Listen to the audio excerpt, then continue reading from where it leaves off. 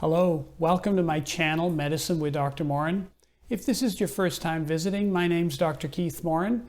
My channel is all about presenting the best available medical evidence that has been critically appraised on a number of topics, medical topics that is. I have a number of general medical videos, including procedures that I do, as well as a number of videos on COVID-19. Today's topic is important because it shows how a small change that costs nothing could potentially impact an individual's life quite greatly. Could receiving the COVID shot without aspiration lead to some of the side effects that we've been seeing over the last number of months? The COVID-19 pandemic has seen 6.5 billion vaccinations given thus far as of October 11, 2021. People are getting vaccinated around the world with injections into their upper arm, into this muscle, the deltoid muscle.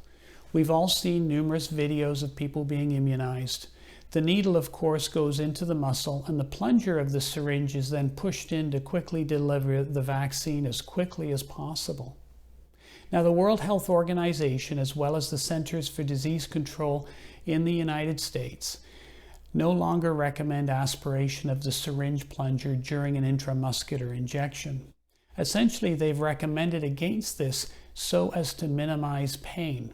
They feel that the veins and arteries within the reach of a syringe needle in the deltoid are too small to allow rapid intravenous injection of a vaccine without rupturing a blood vessel.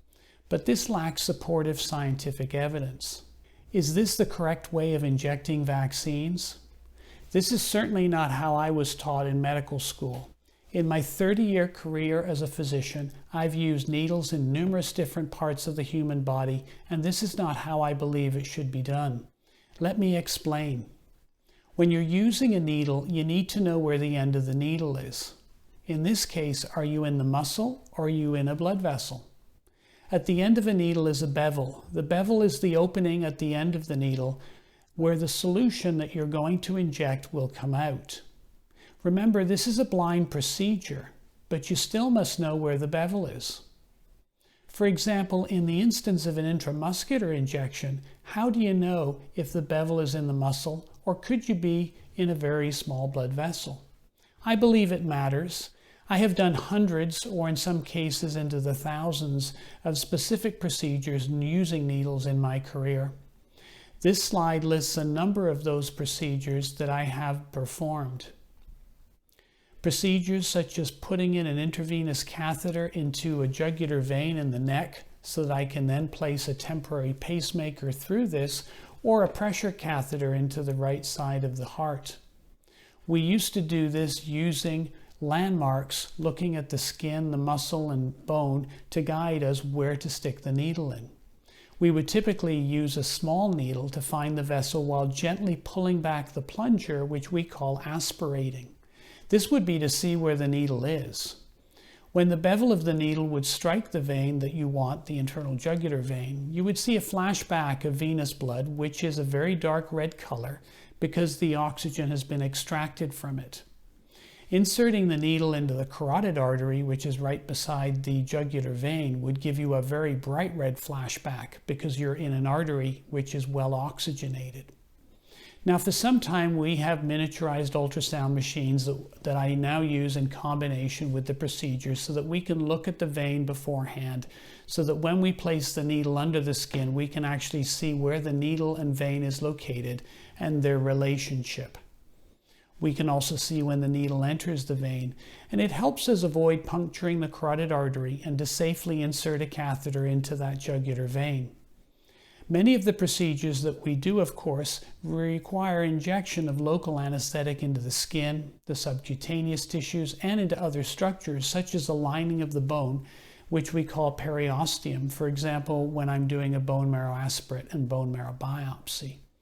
So through the procedure, we're aspirating before injecting local anesthetic because we don't want to inject local anesthetic into a vein. We want the anesthetic to freeze local tissues, not go into the vein. Now, the opposite situation can actually occur if I'm doing a procedure where a patient needs sedation and thus has an intravenous. which has been placed by the nursing staff, but for some reason the intravenous catheter unknowingly migrates out of that small vein and goes into the subcutaneous tissue. Unfortunately, this does occur from time to time, and if it does, when sedation is given through one of the IV ports, the medication will cause swelling at the IV site because it didn't go into the vein, it leaked into the subcutaneous tissues. Thus, the patient won't receive the sedative medication through the intravenous, and a new IV needs to be started in order to give that medication.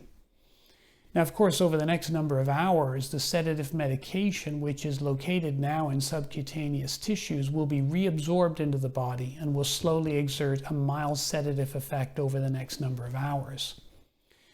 As another example, if a patient has a collection of fluid around their lung, which we call a pleural effusion, or a collection in the abdomen, which we call ascites, we want to sample that both for diagnostic reasons, but also to drain it for therapeutic reasons.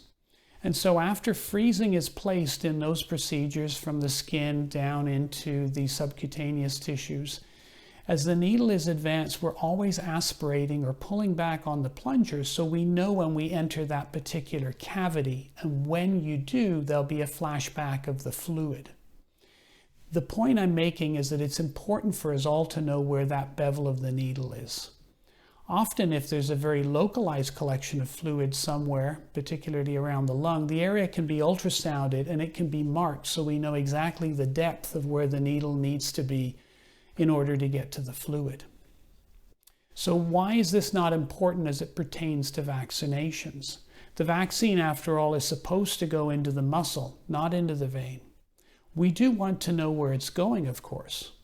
Now, the reason is when we inject medication, we want to know where it's going. You want the vaccine to go into the muscle and not into the vein, as that's how all the clinical studies were done. I cannot give you specific numbers of the likelihood of a deltoid injection going into a blood vessel because it's not been well studied, but I would guess that this is likely going to be 1% or less when it comes to a deltoid injection.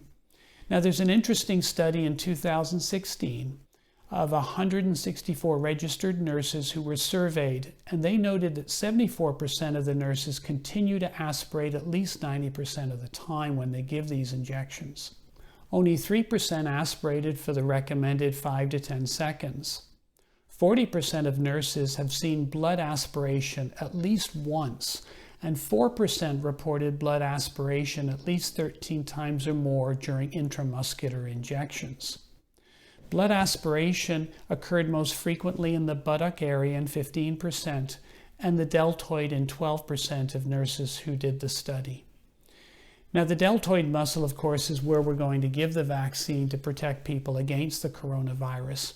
And this finding suggests that inadvertent intravenous injection is definitely possible. And given the number of vaccines that we're giving currently, 6.5 billion so far, as I said, is almost a certainty that many people out of those billions will have had an intravenous injection if aspiration did not occur first. As I mentioned, physicians and nurses over the years have been taught to aspirate, i.e. pull the plunger back, before injecting for many of the reasons I've stated above. Having said that, this has not been the case with many of the current vaccinations that are being given. It only takes several seconds to pull the plunger back to make sure you're not in a blood vessel before delivering the vaccine.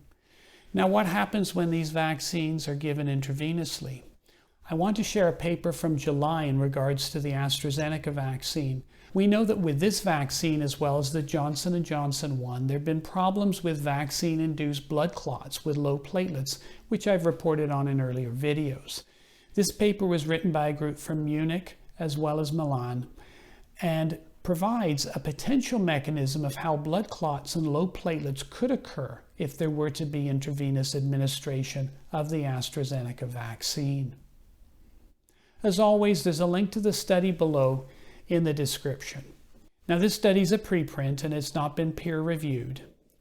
In the paper, as you can see in their summary paragraph on this slide, they showed that intravenous but not intramuscular injection of the AstraZeneca vaccine triggers platelet activation and formation of a platelet to adenovirus aggregate followed by an immune response with antibodies to platelets, which then triggers the blood clots. In a more recent second paper, researchers from Hong Kong looked at the possibility that intravenous injection of the Pfizer vaccine could be the reason for myocarditis or pericarditis. Now, myocarditis and pericarditis is a rare side effect from both the Pfizer and Moderna vaccines, which I've reported recently on in another video. There's a link in the description. Myocarditis refers to inflammation of the heart muscle, and pericarditis refers to inflammation of the sac that surrounds the heart. The risks of myocarditis and pericarditis are much higher in younger men, especially after the second dose, and are also much higher with the Moderna vaccination than the Pfizer. Now, the reason for the difference between the two vaccines may be because the dose of mRNA in the Moderna vaccine is 100 micrograms as opposed to only 30 micrograms with Pfizer. The data from the province of Ontario in Canada, which I reported on in the study I just mentioned, is very similar to experiences in other countries. Now, due to that data, Moderna is not being used in Ontario in this group of people. And I believe this was the first place to make that decision. I also note that there are a number of European countries that have also followed suit since then in the last couple of weeks. Now, here's the Hong Kong study. This study has been peer-reviewed and has been published in Clinical Infectious Diseases. They use a mouse model. They took mice and allocated them to 3 groups. One group received intramuscular injection of the Pfizer vaccine, another group intravenous injection of the Pfizer vaccine, and a third group received normal saline, which was the control group. All of the mice were monitored for up to 14 days. A group of mice did receive a second boosting dose 14 days after the first priming dose, and they used both male and female mice. What they found was that only the intravenous group developed changes of myocarditis under the microscope, and they were seen in both male and female mice. They also saw evidence of pericarditis, which actually was visible to the researchers' unaided eye when looking at the hearts of the mice that had intravenous injections. They also saw degeneration of liver cells in the intravenous group. The changes of myocarditis after the first dose persisted for 2 weeks, and they were markedly aggravated by a second IV booster dose, or even if the second dose was given correctly into the muscle. So in this mouse model, there is evidence that inadvertent intravenous injection of the Pfizer vaccine can induce myocarditis and pericarditis. They indicated that a brief withdrawal of the syringe plunger to exclude blood aspiration may be one possible way to reduce such risk. In summary, I think it's important to withdraw the plunger to aspirate just prior to injecting the vaccine. It doesn't cost anything, and in my personal experience, it did not lead to any additional discomfort other than the fact that the needle was in my body several seconds longer during both my vaccinations. Remember that it may prevent complications from these vaccines. We don't know for sure. I have encouraged my patients who are getting vaccinated to politely ask the nurse, pharmacist, or whoever's vaccinating to aspirate before injecting. You can watch them, of course, aspirate if you're so inclined. Thanks for joining me today on Medicine with Dr. Moran. I'm Dr. Keith Moran. I hope you found this to be helpful. And remember, get healthy and stay healthy.